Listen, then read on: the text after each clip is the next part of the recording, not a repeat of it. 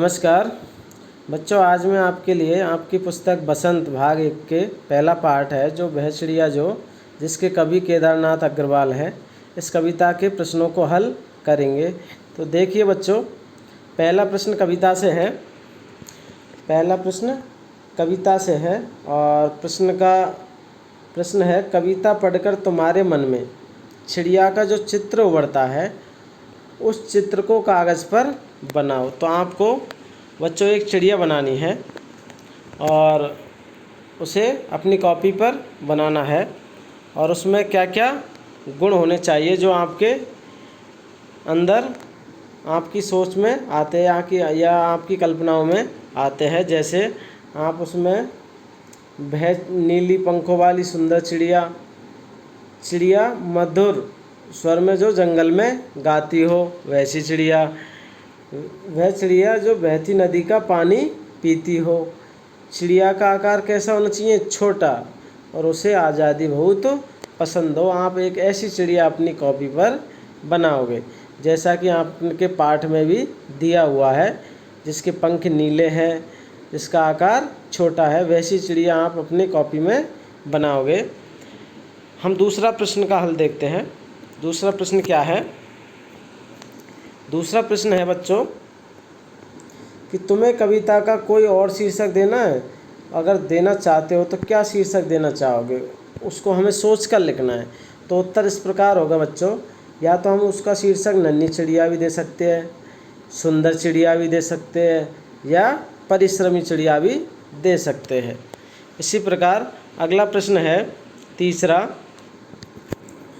कि इस कविता के आधार पर बताओ कि चिड़िया को कौन कौन सी चीज़ों से प्यार है, यानी किन किन चीज़ों से प्यार है। तो आपने जैसे पाठ में पढ़ा, इस कविता के आधार पर हमें पता है कि चिड़िया को दूध भरे अनाज के दानों से, नदी से, जंगल से प्यार है। चिड़िया जुंडी के दाने एवं अनाज के दानों को खाना पसंद करती है। जुंडी के दाने अर्थात ज्वार के दाने। इस चिड़िया को गीत गाना पसंद है, जंगल से इसे बहुत प्यार है, यह नदी से भी बहुत प्यार करती है। तो आपने देखा तीसरे प्रश्न का हल। अब हम देखते हैं चौथे प्रश्न का हल बच्चों। प्रश्न है, हमें आशय स्पष्ट करना है कि रस उड़ेल कर गा लेती है। पहली पंक्ति ये है, इसका आशय हम आपको बताएंगे। दूसरी पंक्ति है, चंडी नदी का दिल टटोल कर जल का मोती ले जाती है। तो उत्तर इस प्रकार है बच्चों। पहले का है रस उड़ेल कर गा लेती है। इस पंक्ति का आशय है कि चिड़िया जंगल में जब अकेली होती है तब वह बिना किसी डर और संकोच के उन्मुक्त भाव से गाती है। वह मधुर स्वर में गाती है। उसके स्वर की मधुरता वातावरण में भी क्या घोल देती है? उसके स्वर रस घोल देती है। क्या घोल देती है? रस घोल देती है। अब दूसरी पंक्ति है, चंडी नदी का दिल टटोल कर जल का मोती ले जाती है। तो इस पंक्ति का भाव है कि छोटी चिड़िया चंडी हुई नदी से बिल्कुल भी नहीं घबराती। अगर उफान पे जो नदी आती है जिसमें बहुत ज़्यादा जल होता है, उससे वह बिल्कुल भी नहीं घबराती है। वह उफनती नदी के बीच से अपनी चोंच में पानी की बूंदें लेकर उड़ जाती है, यानी लबालब भरी नदी की जलराशि का अनुमान लगाकर उस जल राशि में से जल का मोती निकाल लाती है। अर्थात उस पानी से चिड़िया अपनी प्यास बुझाती है। इसलिए पानी मोती की तरह क्या होता है? अमूल्य होता है। आगे है अनुमान और कल्पना से प्रश्न है बच्चों। तो पहला प्रश्न है अनुमान और कल्पना से कि कवि ने नीली चिड़िया का नाम नहीं बताया, वह कौन सी चिड़िया रही होगी? इस प्रश्न का उत्तर जानने के लिए पक्षी विज्ञानी जो सालिम अली की पुस्तक भारतीय पक्षी देखो, ये सालिम अली की पुस्तक है, इनमें ऐसे पक्षी भी शामिल है जो जाड़े में यानी सर्दियों के दिनों में एशिया के उत्तरी भाग और अन्य ठंडे प्रदेशों से भारत आते हैं। उनकी पुस्तक को देखकर तुम अनुमान लगा सकते हो कि इस कविता में वर्णित जो नीली चिड़िया है शायद इनमें से कोई एक रही होगी। नीलकंठ, छोटा किलकिला, कबूतर, बड़ा पतरिंगा, तो इनमें से कौन सी रही होगी? इस कविता में जो वर्णित नीली चिड़िया शायद क्या रही होगी, नीलकंठ रही होगी। उत्तर क्या है, नीलकंठ रही होगी, क्योंकि उसके शरीर के ज़्यादातर भाग कैसे होते हैं, नीला रंग के होते हैं। आकार भी उनका कैसा होता है, छोटा होता है। कैसा होता है, छोटा। तथा आवाज़ भी उनकी मीठी होती है, किसकी, नीलकंठ की। अब हम देखेंगे बच्चों दूसरा प्रश्न। दूसरा प्रश्न है कि नीचे कुछ पक्षियों के नाम दिए गए हैं, उनमें यदि कोई पक्षी एक से अधिक रंग का है तो लिखो, और उसके किस हिस्से का रंग कैसा है। जैसे तोते की चोंच लाल है, शरीर कैसा है तोते का, हरा है। इसी प्रकार हमें जो नीचे जो पक्षी दिए गए हैं इनके बारे में, इनके कलरों के बारे में, इनके रंगों के बारे में हमें वर्णन करना है। तो जैसे हम पहला है मैना, पहला मैना है। तो मैना के पंख कैसे होते हैं, भूरे और सफ़ेद रंग के होते हैं। उनकी टांगें हल्की लाल होती है। और जो कौवा है, कौवा का पूरा शरीर, उसका पूरा शरीर कैसा होता है, काला होता है। कौवा का पूरा शरीर कैसा होता है, काला होता है। बतख, बतख का सफ़ेद रंग का होता है, उसके पैर हल्के गुलाबी रंग के होते हैं। आई कबूतर, कबूतर का रंग स्लेटी सफ़ेद होता है। गर्दन कुछ कुछ नीले रंग की होती है और इसकी टांगें कैसी होती है, कबूतर की लाल टांगें होती है। अब हम तीसरे प्रश्न पर आते हैं बच्चों। तीसरा प्रश्न है, कविता का हर बंद, जैसे कि वह चिड़िया जो से शुरू होता है, इन प्रत्येक भाग में, कविता के में जो प्रत्येक बंद है, प्रत्येक उसका वो पद्यांश है, भाग है पद्यांश का, वो कहाँ से शुरू होता है, वह चिड़िया जो से। और मुझे बहुत प्यार है पर क्या हो जाता है, ये ख़त्म हो जाता है। जैसे बिजन से बहुत प्यार है, उसे नदी से बहुत प्यार है, उसे जंगल से बहुत प्यार है। ऐसे ही तुम भी इन पंक्तियों का प्रयोग करते हुए अपनी कल्पना से कुछ कविता में नए बंद जोड़ने हैं। क्या जोड़ने हैं, नए बंद जोड़ने हैं। जैसे उत्तर आप देख सकते हो कैसे हो सकता है कि वह चिड़िया जो चीं चीं करके सबका मन बहलाती है, नील गगन की सीमा पाने पंख पसारे उड़ जाती है। वह चिड़िया जो चीं चीं करके सबका मन बहलाती है, नील गगन की सीमा पाने पंख पसारे उड़ जाती है। अपना घर बनाने के लिए घास के तिनके लाती है, वह परिश्रमी चिड़िया सबको परिश्रम का पाठ सिखाती है। यानी अपना घर बनाने के लिए घास के तिनके लाती है, वह परिश्रमी चिड़िया सबको परिश्रम का पाठ सिखाती है। इस प्रकार हम अब आगे चलते हैं चौथे प्रश्न पर। और चौथा प्रश्न है अनुमान और कल्पना से, कि तुम भी कल्पना कर सकते हो कि वह फूल का पौधा जो पीली पंखुड़ियों वाला महक रहा है, मैं हूँ। कौन है वो, मैं हूँ। उसकी विशेषताएं मुझे में है, यानी वो फूल है, इसकी पीली पंखुड़ियाँ हैं, और जो महक रहा है वो कौन है, मैं हूँ। और वो उसकी जो विशेषता क्या है सारी फूल की, वो मुझ में है।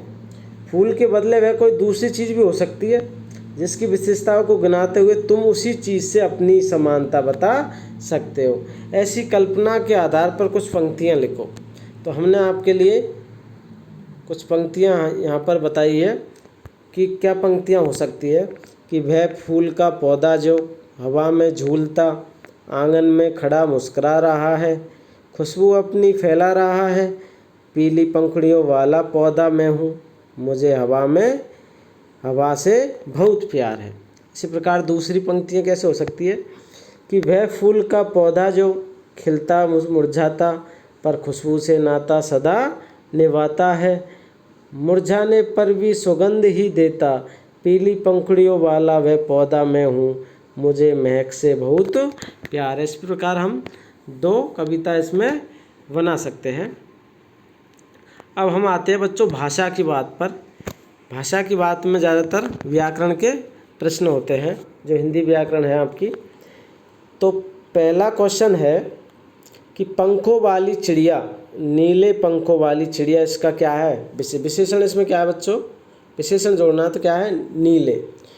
जैसे कि दूसरी लाइन है ऊपर वाली दराज, तो इसमें विशेषण जोड़ेंगे तो क्या होगा, सबसे ऊपर वाली दराज। तो इसमें जो सबसे है ये क्या हो गया, इसका विशेषण हो गया। इसी प्रकार यहाँ आपने ऊपर देखा कि विशेषण कौन कौन से हो गए, नीले और सबसे। तो यहाँ पर जो विशेषण आपको दिखे गए हैं ये शब्द विशेषण का काम कर रहे हैं, जो अंडरलाइन किए मैंने। ये शब्द चिड़िया और दराज संज्ञाओं की क्या बता रहे हैं, विशेषता बता रहे हैं। किसकी, चिड़िया की और दराज की। अतः रेखांकित, जो ऊपर रेखांकित कर रखा है मैंने, ये शब्द क्या है, विशेषण है। और चिड़िया दराज क्या हो गए, विशेष हो गए। यानी जिसकी विशेषता बतलाई जाती है वो विशेष होता है, और जिन शब्दों के द्वारा बतलाई जाती है वो विशेषण होते हैं। तो यहाँ बाला बाली जोड़कर बनने वाले कुछ और विशेषण दिए गए हैं। तो ऊपर दिए गए उदाहरणों की तरह, जो हमने ऊपर उदाहरण आपको बतलाए हैं, उन्हीं की तरह इनके आगे एक एक विशेषण और लिखना है या जोड़ना है।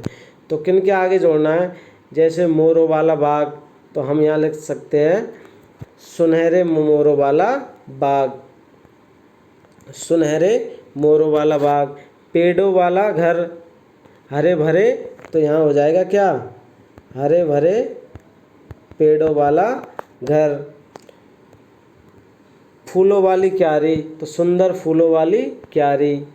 स्कूल वाला रास्ता, तो आप कह सकते हो इसमें आगे कि महात्मा गांधी स्कूल वाला रास्ता। हंसने वाला बच्चा, हंसने वाला बच्चा। घनी मूँछों वाला आदमी, तो यहाँ पर घनी मूँछों वाला आदमी भी आप कर सकते हो। जैसे कि अधिक हंसने वाला बच्चा हो जाएगा। यहाँ इसमें क्या आंसर आपको यहाँ बतलाए गए हैं, जैसे कि सुनहरे मोरों वाला बाग, ठीक है, हरे भरे पेड़ों वाला बाग। तो इसमें जो हरे भरे है, सुनहरे है, पीले फूलों वाली क्यारी, जो पीले शब्द है, महात्मा गांधी स्कूल वाला रास्ता, जो महात्मा गांधी है, इसमें अधिक हंसने वाला बच्चा, जो अधिक है, घनी मूँछों वाला आदमी। तो जो घनी, तो इसमें जो मैं अंडरलाइन कर रहा हूँ ये सभी क्या है, विशेषण है। ये क्या हो गए, विशेषण हो गए। जैसे पहले में सुनहरे, दूसरे में हरे भरे, तीसरे में पीले, चौथे में महात्मा गांधी, पांचवें में अधिक और छठे में घनी। तो इनमें सब में हमने क्या जोड़ दिया, एक एक विशेषण और जोड़ दिया। अब बच्चों आप आते हैं दूसरे प्रश्न पर। तो दूसरा प्रश्न है कि वह चिड़िया जो डॉट डॉट डॉट जुंडी के दाने रुचि से डॉट डॉट खा लेती है, वह चिड़िया जो डॉट डॉट डॉट रस उड़ेलकर गा लेती है। तो कविता की जो ये पंक्तियां हैं इनमें मोटे छापे वाले जो शब्दों को ध्यान से पढ़ो। पहले वाक्य में रुचि से खाने के ढंग की ओर, और दूसरे वाक्य में रस उड़ेलकर गाने के ढंग की क्या बता रहे हैं, विशेषता बता रहे हैं। अतः ये दोनों क्रिया विशेषण हो गए, क्या हो गए, क्रिया विशेषण। नीचे दिए गए वाक्यों में कार्य के ढंग या रीति से संबंधित क्रिया विशेषण शब्द छांटना है। तो आपको अब इन पंक्तियों में भी क्या छांटना है, क्रिया विशेषण छांटना है। तो कैसे छांटेंगे क्रिया विशेषण बच्चों, सोनाली जल्दी जल्दी मुंह में लड्डू ठूसने लगी। तो इसमें जो जल्दी जल्दी है ये इसका क्या हो गया, क्रिया विशेषण निकल कर आ गया। गेंद लुढ़कती हुई झाड़ियों में चली गई, गेंद लुढ़कती हुई, तो इसमें जो लुढ़कती है वो क्या हो गया, क्रिया विशेषण। भूकंप के बाद जनजीवन धीरे धीरे सामान्य होने लगा, तो जो धीरे धीरे है इसमें क्या हो गया, क्रिया विशेषण। कोई सफ़ेद सी चीज़ धप से आंगन में गिरी, तो इसमें जो धप है वो क्या है, क्रिया विशेषण है। टॉमी फुर्ती से चोर पर झपटा, किससे, फुर्ती से, तो फुर्ती क्या हो गया इसमें, क्रिया विशेषण।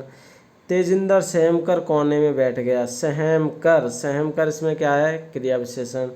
आज अचानक ठंड बढ़ गई, तो ये जो अचानक है तो इसमें क्या है, क्रिया विशेषण। यानी जितनी भी मैंने शब्दों के नीचे अंडरलाइन किया है ये सभी क्या है, इनमें क्रिया विशेषण है, और यही हमें छांट कर लिखना है।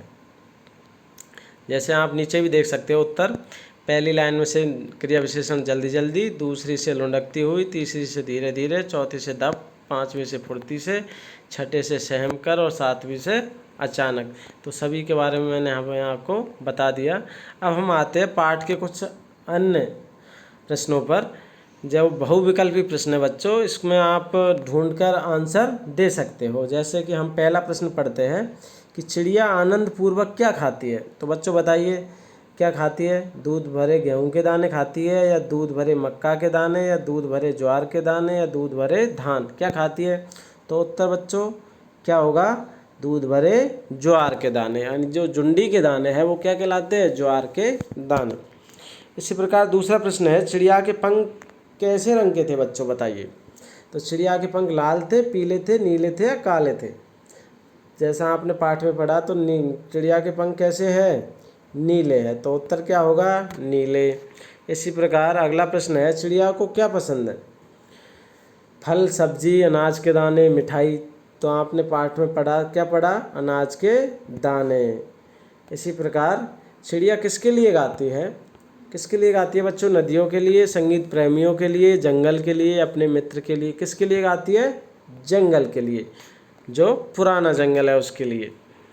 अगला क्वेश्चन है, चिड़िया को किन किन चीज़ों से प्यार है? नदी से, जंगल से, अन्न से, उपयुक्त सभी, अर्थात इन तीनों चीज़ों से उसको प्यार है। तो उत्तर क्या होगा? उपयुक्त सभी।